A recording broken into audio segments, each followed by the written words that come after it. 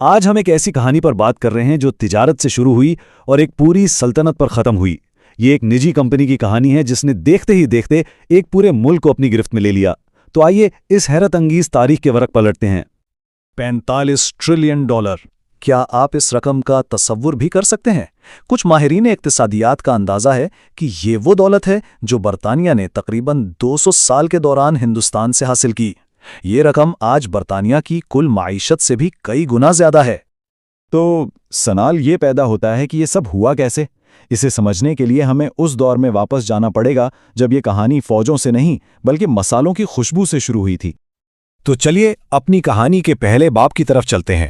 یہ سب مسالوں کی تلاش سے شروع ہوا۔ ہم دیکھیں گے کہ کس طرح چند جہازوں پر مشتمل ایک چھوٹی سی کمپنی ایک عالمی طاقت بن گئی اور کیسے دولت کی اس دوڑ نے فتح کی بنیاد رکھی۔ 16ویں اور 17ویں صدی میں ہندوستان یورپی طاقتوں کے لیے ایک میگنیٹ کی طرح تھا۔ ہر کوئی یہاں آنا چاہتا تھا۔ جیسا کہ آپ دیکھ سکتے ہیں، سب سے پہلے 1498 میں پرتگالی آئے، پھر 1602 میں ڈچ پہنچے۔ انگریزوں کی ایسٹ انڈیا کمپنی نے 1608 میں سورت میں اپنا پہلا قدم رکھا اور پھر جلد ہی فرانسیسی بھی اس دوڑ میں شامل ہو گئے۔ یہ سب ہندوستان کی بے پناہ دولت، خاص طور پر مسالوں، ریشم اور کپاس پر نظریں جمائے ہوئے تھے۔ تو یہ ایسٹ انڈیا کمپنی تھی کیا؟ دراصل یہ کوئی حکومت نہیں تھی، بلکہ لندن کے کچھ تاجروں کا ایک گروپ تھا جنہوں نے مل کر ایک کمپنی بنائی۔ انہیں شاہی اجازت نامہ ملا تھا کہ وہ تجارت کر سکتے ہیں، بس اتنا ہی۔ تو پھر ایک تجارتی کمپنی ایک حکمران طاقت کیسے بن گئی؟ یہ تبدیلی کوئی راتوں رات نہیں آئی۔ یہ ایک بہت سست، سوچا سمجھا عمل تھا جس نے تاجروں کو حاکم بنا دیا۔ آئیے دیکھتے ہیں کہ یہ سب کیسے ہوا۔ ایسٹ انڈیا کمپنی نے یہاں آ کے بہت جلد ایک اہم سبق سیکھ لیا۔ ان کی پہلی سفارتی کوشش تو ناکام ہو گئی، لیکن پھر جب انہوں نے 1612 میں پرتگالیوں کو ایک بحری جنگ میں شکست دی تو مغل حکمران بہت متاثر ہوئے۔ بس طاقت کے اس مظاہرے نے ان کے لیے سفارتی کامیابی کے دروازے کھول لیے اور انہیں تجارتی حقوق مل گئے۔ انہوں نے یہ جان لیا تھا کہ ہندوستان میں طاقت ہی کامیابی کی اصل چابی ہے۔ اور یہ تھا اصل گیم چینجر۔ یہ شاہی فرمان ایک بہت بڑا موڑ ثابت ہوا۔ اس نے ایک نجی کمپنی کو وہ اختیارات دے دیے جو کسی ریاست کے پاس ہوتے ہیں، جیسے کہ علاقے حاصل کرنا، اپنے سکے بنانا اور یہاں تک کہ جنگ اور امن کا فیصلہ کرنا۔ اب جب کمپنی کے پاس طاقت آ گئی تو اس نے ہندوستان کے سیاسی حالات میں موجود کمزوریوں کا فائدہ اٹھانا شروع کر دیا۔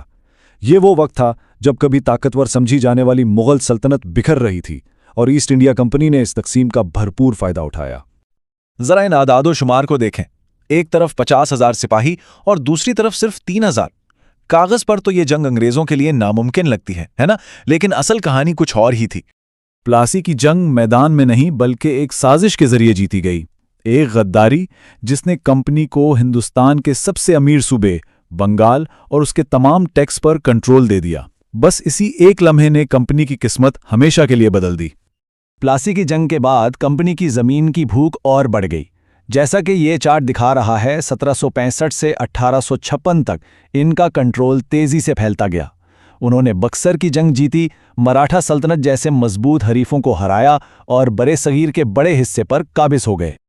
انہوں نے جنگ کے بغیر علاقے حاصل کرنے کے لیے ہوشیار طریقے بھی اپنائے۔ یہ متنازع پالیسی، جسے ڈاکٹرین آف لیپس کہتے ہیں، اسی کی ایک مثال تھی۔ اس کے تحت اگر کوئی حکمران بغیر بیٹے کے مر جاتا تو اس کی ریاست پر کمپنی قبضہ کر لیتی۔ جھانسی اور ناگپور جیسی ریاستیں اسی پالیسی کا شکار ہوئیں۔ لیکن آپ مسلسل لوگوں پر ظلم اور ناانصافی نہیں کر سکتے۔ دہائیوں کی جارحانہ پالیسیاں، بھاری ٹیکس اور مقامی ثقافت کی بے عزتی نے پورے ہندوستان میں غصے کی ایک آگ بھڑکا دی تھی جو بس ایک چنگاری کی منتظر تھی۔ ذرا سوچئے، لوگوں کی ریاستیں چھینی جا رہی تھیں، کسانوں پر ٹیکس کا بوجھ تھا، ان کے رسم و رواج کا مذاق اڑایا جا رہا تھا۔ یہ ساری شکایتیں کئی دہائیوں سے جمع ہو رہی تھیں اور پھر 1857 میں ایک بڑی بغاوت کی شکل میں پھٹ پڑی۔ اور اس بغاوت کی آخری چنگاری تھے رائفل کے کارتوس۔ افواہ یہ تھی کہ ان پر گائے اور سور کی چربی لگی ہے، جس سے ہندو اور مسلمان دونوں سپاہیوں کے مذہبی جذبات مجروح ہوئے۔ بس اسی ایک بات نے سپاہیوں، شہزادوں اور کسانوں سب کو کمپنی راج کے خلاف متحد کر دیا۔ یہ بغاوت اگرچہ آخرکار کچل دی گئی، لیکن اس نے ایسٹ انڈیا کمپنی کے خاتمے کی بنیاد رکھ دی۔ 1857 کی بغاوت نے سب کچھ بدل کر رکھ دیا۔ برطانوی حکومت کو احساس ہوا کہ ایک نجی کمپنی پر پورے برصغیر کا انتظام چھوڑنا ٹھیک نہیں۔ اس کے بعد اقتدار کی مکمل منتقلی ہوئی، ایسٹ انڈیا کمپنی کی حکمرانی ختم ہوئی اور ہندوستان براہ راست برطانوی تاج کے ماتحت آ گیا۔ گورنر جنرل کی جگہ وائسرائے نے لے لی اور ہندوستان ایک کارپوریٹ ملکیت سے باقاعدہ برطانوی راج بن گیا۔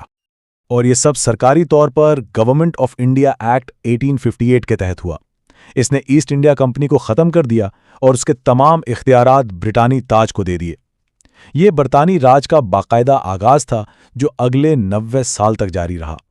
تو ایسٹ انڈیا کمپنی کی کہانی صرف تاریخ کا ایک باب نہیں ہے، یہ ہمیں سوچنے پر مجبور کرتی ہے کہ تجارت، طاقت اور خود مختاری کے درمیان کیا تعلق ہے، اور یہ سوال آج بھی اتنا ہی اہم ہے جتنا اس وقت تھا۔